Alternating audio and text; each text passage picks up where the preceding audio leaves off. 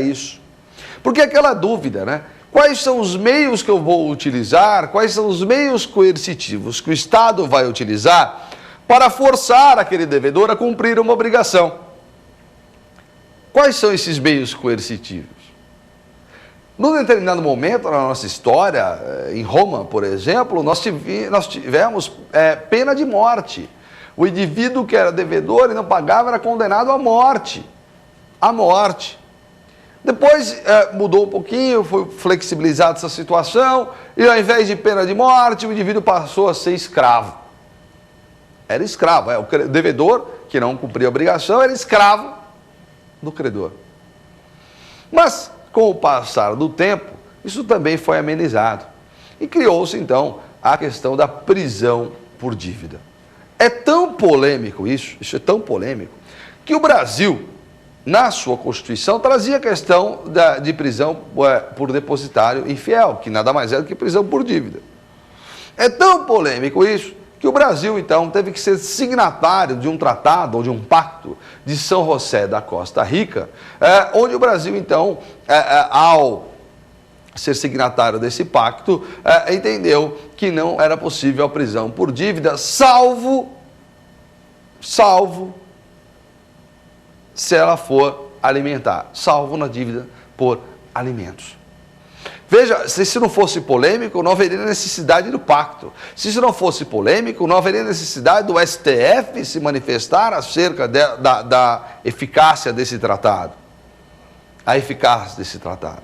Muitos ainda sustentam a prisão por dívida, em alguns casos. Sustentam, sim, por entender que a possibilidade da prisão, enquanto instrumento de coerção, faz com que o indivíduo pague, faz com que o indivíduo cumpra a obrigação.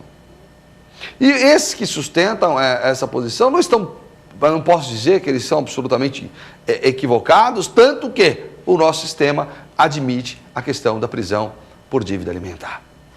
E o argumento da prisão por dívida alimentar é exatamente este.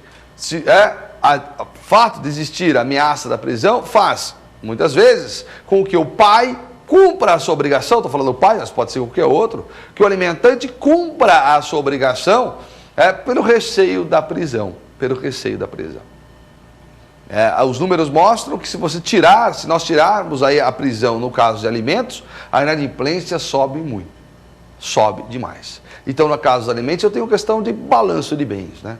O que eu faço? Eu protejo aquele que está sendo alimentado ou a questão do alimentante, protejo o alimentante? Não, vamos proteger a vida, né? E se para que ele tenha vida há necessidade de que receba alimentos, isso deve ser protegido. Então, existe prisão por dívida no Brasil? Existe. No caso de alimentos, isso é inegável. Nos outros, não mais, por conta deste tratado, por conta do Pacto de São José da Costa Rica. Tema importante. Eu convido vocês a estudarem mais isso, a aprofundar um pouco. É importante esse tema, até porque isso pode ser modificado. Daqui a 20, 30 anos, poderemos ter uma posição diferente. Então, é muito importante. Que pergunta, hein? Que pergunta, toca num ponto sensível, inclusive, da execução. Ok? Mas, agora, convido você, outro convite. Olha quantos convites eu faço a você. Como esse programa é interessante, né? Terceira pergunta, vamos lá. Professor, toda execução fundada em título executivo judicial deve adotar o procedimento do artigo 475-J? Toda execução fundada em título executivo judicial deve adotar o procedimento do 475-J? No fundo, a questão é, toda execução fundada em título judicial não tem natureza de ação? A execução de título judicial, ela é processada sempre como o cumprimento de sentença enquanto fase? Não. Existem exceções.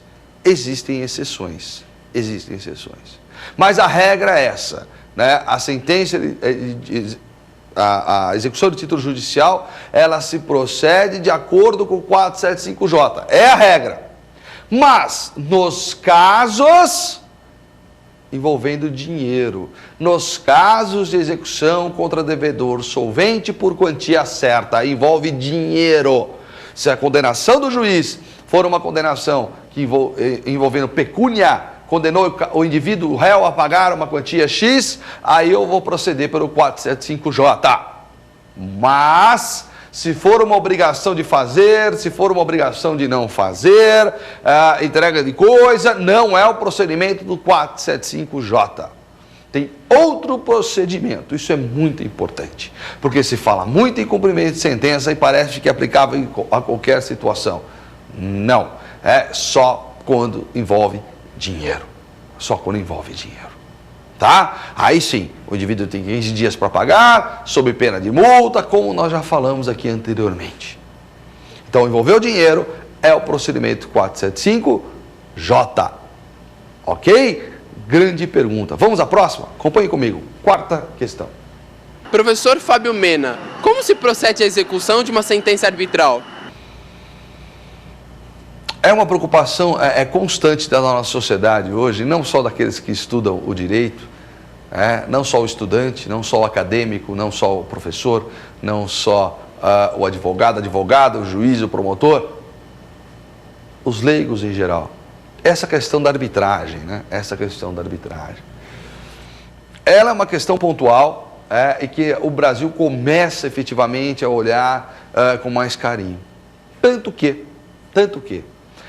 no rol dos títulos executivos judiciais, lá do artigo 475N, nós vamos encontrar a sentença arbitral. Para o legislador, a sentença arbitral se equipara a um título executivo judicial. Alguém pode dizer, mas como que pode ser judicial se ela nasce fora do poder judiciário, se ela nasce lá na arbitragem do procedimento arbitral? Pois bem, uma das diferenças entre título extrajudicial e judicial se dá na matéria de defesa do devedor. Falamos anteriormente, No caso de título extrajudicial, nos embargos o devedor pode alegar o que quiser. No caso de título judicial, o devedor na impugnação tem matéria limitada pela lei. E por que a matéria é limitada pela lei no título judicial? Ela é limitada, pois já houve o trânsito em julgado. Se já transitou em julgado, eu não posso nessa impugnação, eu agora devedor, não posso nessa impugnação rediscutir o que foi objeto lá da ação de conhecimento. O mesmo se aplica à arbitragem. A sentença arbitral também faz coisa julgada. A sentença arbitral faz coisa julgada lá na arbitragem.